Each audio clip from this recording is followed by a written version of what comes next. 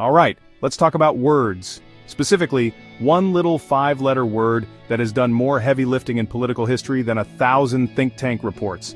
That word is state. Yes, state. It sounds simple, doesn't it? It's the kind of word you see on a government form right before you have to fill in your zip code. A word so boring it could probably sedate a hyperactive squirrel. But here's the thing, and this is genuinely fascinating. The journey of this word is one of the most incredible, most consequential, and frankly, most bananas stories in the history of language. It's a story about a word that started out describing our lives, our conditions, our well-being, and somehow ended up describing the very thing that governs us, taxes us, and occasionally puts us on hold for 45 minutes. This isn't just a fun little trivia night fact. No, this is the linguistic equivalent of your dog slowly, over centuries, evolving into your landlord. It's a bait-and-switch of epic proportions. The story of the word state is the story of how power talks about itself, and more importantly, how it gets us to talk about it too. We're going to trace this word from its humble beginnings as a descriptor of your personal situation to its current status as a colossal, abstract entity with its own flag, anthem, and a frankly alarming number of nuclear weapons. This is a journey through etymology, history, and political philosophy, which I know sounds like a recipe for the world's most effective sleeping pill, but stick with me, because understanding this one word is like finding the secret user manual for modern society. The core of our investigation is a paradox, a linguistic brain teaser that's so absurd it's almost beautiful. How did a word meaning the condition of the people become the name for the political machine that the people? It's like if the word hunger somehow came to mean the restaurant. The implications of this switch are monumental. It fundamentally changes who we think holds the power and what the purpose of governance even is. Is the government's job to improve our state, or is its job to protect the state? Those are two wildly different mission statements, and which one you believe often depends on which definition of the word you're using, whether you realize it or not. So, buckle up. We're about to dive headfirst into the weeds of etymology, which sounds dull, but I promise you, it's where all the bodies are buried. We will see how a simple descriptor of everyday life was hijacked, rebranded, and turned into one of the most powerful concepts in human history. This is a story about how words don't just describe our reality, they actively create it. And when a word as fundamental as state gets flipped on its head, you can be sure that our world, and our place in it, gets flipped right along with it. This is the tale of a word that ate itself, and then, in many ways, ate us. Let's fire up the DeLorean and go way back to ancient Rome. If you were a Roman citizen chatting with your buddy Marcus, you might have used the Latin word. And meant something incredibly simple and personal. It meant condition, position, or standing. You could talk about the of your health, the of your marriage, or the of your finances after losing a bet on a chariot race. It was a word about your life. It was fundamentally, deeply, and intimately about. The great orator Cicero, for instance, spoke of literally the condition of the public affair or the state of the commonwealth. The emphasis was on the well-being of the collective, the overall situation of the people.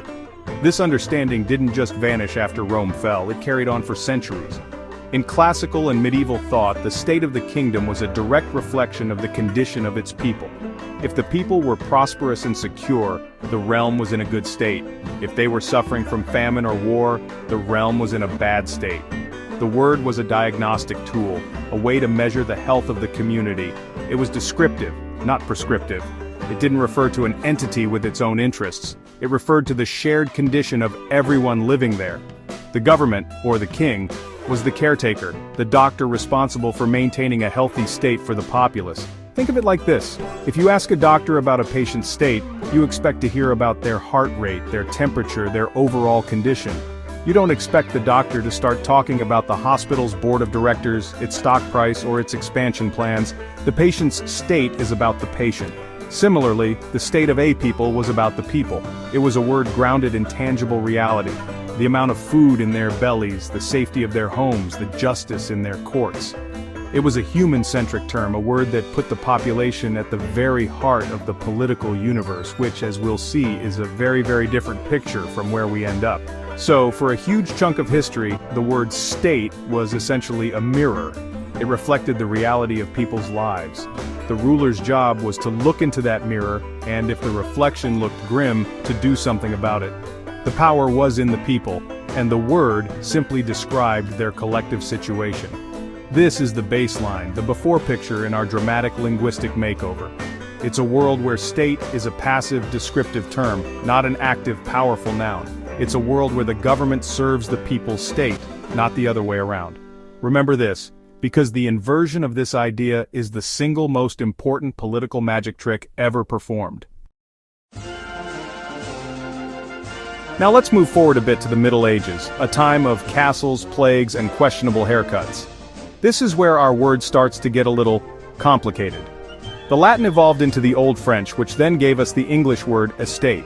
And with this change came a crucial shift in meaning. An estate still referred to a person's condition or standing, but it became increasingly formalized. It began to describe not just your individual condition, but your social rank, your category within a rigid hierarchy. Suddenly, society wasn't just a collection of people in a certain state. It was divided into the three estates. You've probably heard of them. The first estate, the clergy, those who prayed. The second estate, the nobility, those who fought. And the third estate, everyone else, those who worked. This was a massive development. State was no longer just a passive description of everyone's collective well-being. It was now a label that defined distinct social and political groups, each with its own rights, privileges, and power. The word was moving away from describing a universal condition and toward defining powerful factions within society. It was the beginning of the word's association with organized power structures. The state of the realm was now being discussed in terms of the balance of power between these estates. This change is subtle but profound. It's like going from saying everyone is feeling a bit chilly to saying the thermostat setters, the window openers, and the bill payers have entered into negotiations. The focus shifted from the shared experience, being cold, to the power dynamics between the groups who could control that experience. The estates were, in essence, proto-political parties or special interest groups. When a king wanted to raise taxes, he had to consult with the Estates General in France or Parliament in England, which represented these powerful blocs. The word state was now tied directly to the machinery of negotiation and governance. So, the medieval period acts as a bridge. On one side you have the classical meaning state as the condition of the people. On the other side you have the modern meaning, the state as the apparatus of rule. In the middle you have the estates, where the word means both at the same time. It refers to the of these groups, but these groups are also the primary actors in the political power play. The word is beginning to carry the weight of authority. It's no longer just a mirror reflecting the people, it's becoming a blueprint for the power structure itself. The seeds of the great inversion have been planted. And then came the Renaissance, which brought us great art, great thinking, and one very cynical, very influential Italian named Niccolò Machiavelli. If the word state had a celebrity agent, it would be Machiavelli. He's the one who took the word, gave it a sleek new image, and launched its career as a political superstar. In his groundbreaking and frankly terrifying book, written around 1513, Machiavelli did something revolutionary. He used the word, Italian for the state, to mean something new, the abstract political apparatus of power itself, separate from both the ruler and the people. This was a game changer. Before Machiavelli, power was personal. It belonged to the king, the emperor, the prince. The kingdom was the king's property. But Machiavelli conceptualized the state as its own entity, with its own interests, its own survival instincts, and its own rules, which were famously not very nice. The primary goal of the ruler, according to Machiavelli, was not to ensure the good state of the people, but to maintain and preserve the power of. The state became the end, not the means. The well-being of the people was only important insofar as it helped secure the state's power. It was a tool, a resource to be managed for a higher purpose, the survival of the state. A few decades later, English philosopher Thomas Hobbes took this idea and cranked it up to 11 in his book. Writing in the chaos of the English Civil War, Hobbes argued that to avoid a life that was solitary, poor, nasty, brutish, and short, people had to surrender their individual freedoms to an absolute sovereign, or what he called that great Leviathan, or rather, that mortal god to which we owe our peace and defense. This Leviathan was the state, a supreme, artificial person with total authority. For Hobbes, the state wasn't just a political structure. It was the only thing standing between humanity and complete chaos. It was an entity that had to be obeyed, not for its own sake, but for ours. This early modern pivot was the critical moment of inversion. The word state had officially been severed from its original meaning.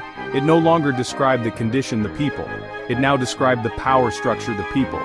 It became an abstraction, a concept you could fight for, die for, and pay taxes to, even if its actions didn't directly improve your personal state. The state was now the main character in the political drama, and the people were demoted to supporting roles. The transformation was nearly complete. The landlord had fully evolved from the dog and was now drawing up the lease agreement.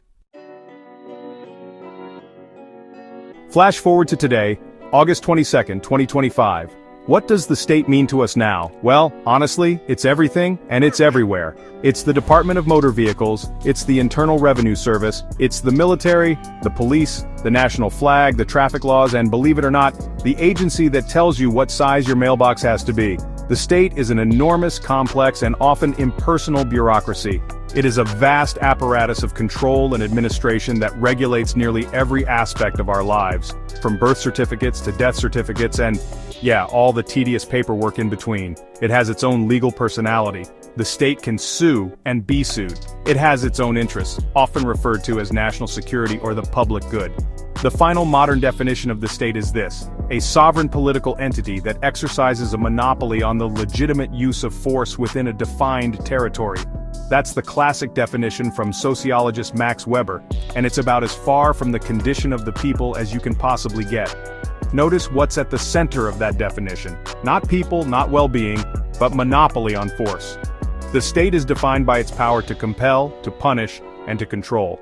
The people are not the subject of the definition, they are the objects upon whom that force is exercised. The inversion is total and complete. Think about how we talk. We say, the state needs to do something about this, or I have to pay my taxes to the state. We treat it like a separate being, a powerful other that exists outside of us and acts upon us. It's a bit like a giant, inscrutable vending machine. We put our money, taxes, and our obedience, following laws, into the slot, and in return, we hope to get a bag of chips, national defense, paved roads, a functioning legal system. But sometimes the machine just takes your money, and sometimes it dispenses something you didn't ask for at all, like a war, or a ridiculously complicated new tax code.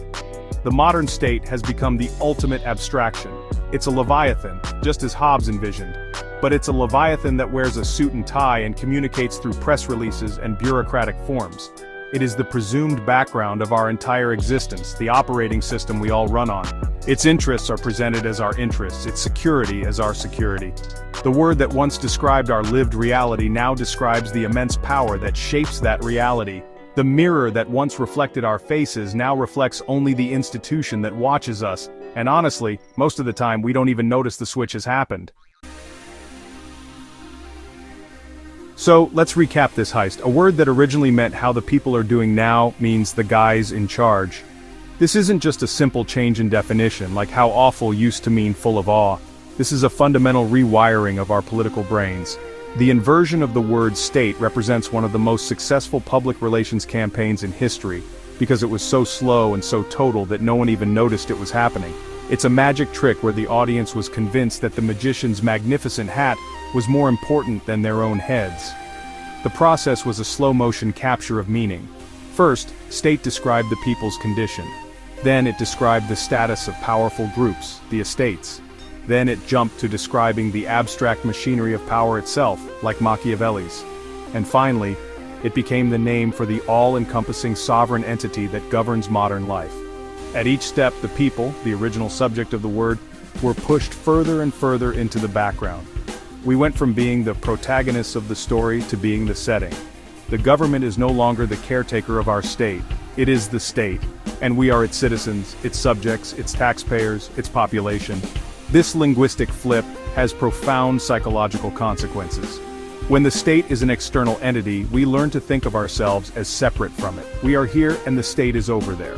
This creates a dynamic of opposition or at best, passive acceptance. The state acts, and we are acted upon.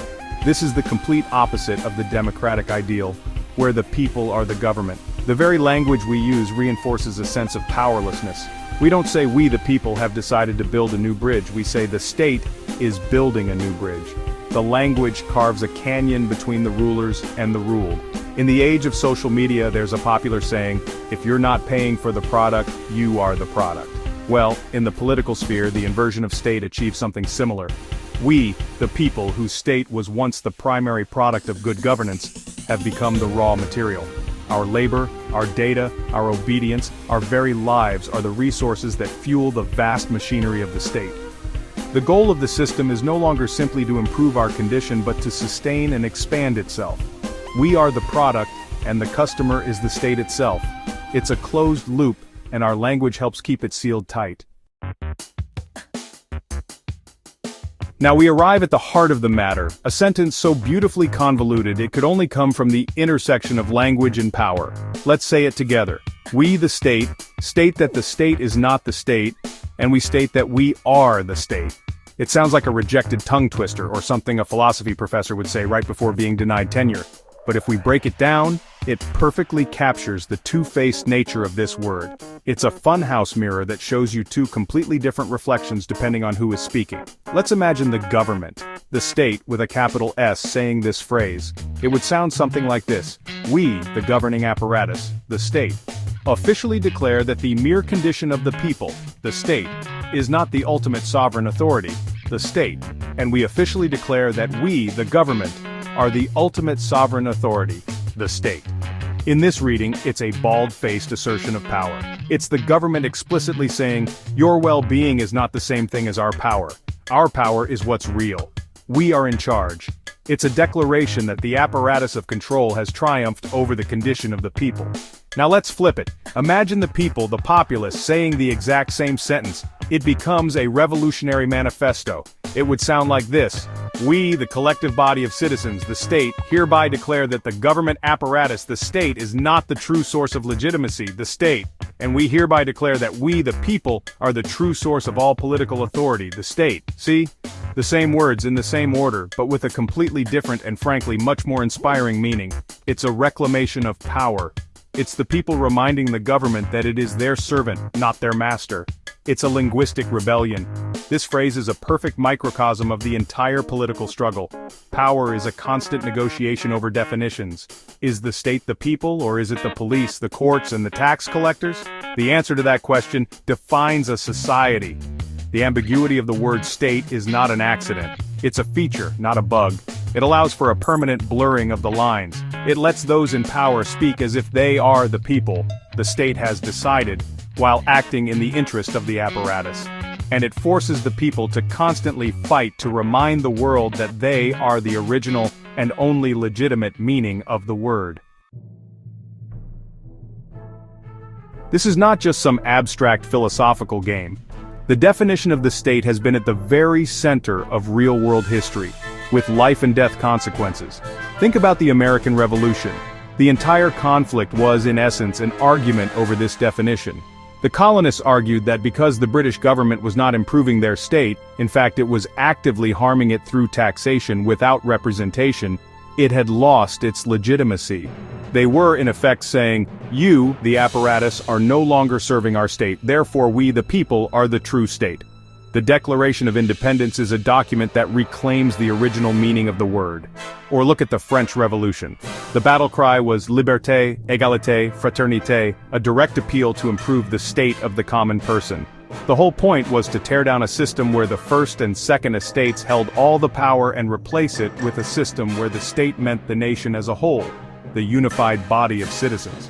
The revolution in its early days was a violent and chaotic attempt to wrestle the definition of the state away from the monarchy and the aristocracy and give it back to the third estate, the people themselves. It was a bloody, brutal editing war over a single word. Philosophers have been fighting this battle for centuries. Jean-Jacques Rousseau, for example, made a crucial distinction. He argued for the sovereignty of the people. For him, the state was legitimate only when it was governed by the general will of the populace. The government was just a temporary employee hired to do a job. If it failed, it could be fired. This directly challenged the Hobbesian idea of an all-powerful Leviathan state. Rousseau was trying to drag the definition of state back to its people-centric roots, to remind everyone that the government is just machinery, and the people are the ghost in that machine. These historical and philosophical clashes show us that the meaning of state is never settled. It is constantly up for grabs. Every election, every protest, every political debate is, at its core, a struggle over this definition. Are we electing someone to manage the apparatus of the state for its own sake? Or are we electing someone to improve the state of our lives? Is national security about protecting the government's power, or is it about protecting our safety and well-being? The language we use frames the entire debate, and whoever controls the definition of the state has a massive head start in controlling the society itself. So, here we are at the end of our journey, having followed a single word through centuries of history. And what have we learned? We've learned that the word state is not just a word, it's a battlefield. It is the site of a permanent, ongoing struggle between two fundamental ideas: the power of the people and the power of the apparatus that governs them. The story of this word is a perfect example of how language isn't just a neutral tool for describing the world. It is a powerful instrument used to shape our reality, to distribute authority, and to define who is in charge. The slow, creeping transformation of state from the people's condition to the government's machine was a quiet revolution that handed immense power to rulers, bureaucrats, and institutions.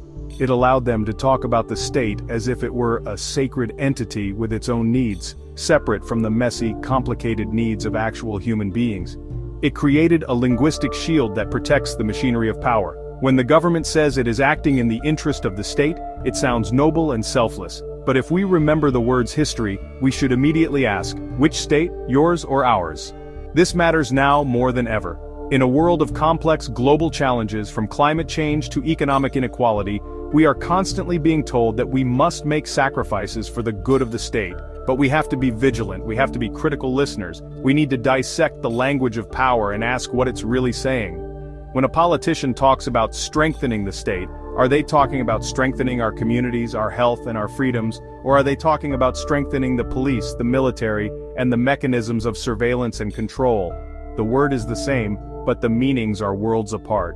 The final lesson is this: language is power. The words we choose to use and the meanings we accept for them are not trivial. They are the building blocks of our society. The story of state is a cautionary tale. It shows how easily the language of the people can be co-opted and turned into the language of control. So the next time you hear the word state, stop for a second. Think about its journey, and remember that reclaiming the original meaning of the word, that the state is and must always be about the condition of its people, is not just an exercise in linguistics. It is the very essence of the fight for a just and democratic world.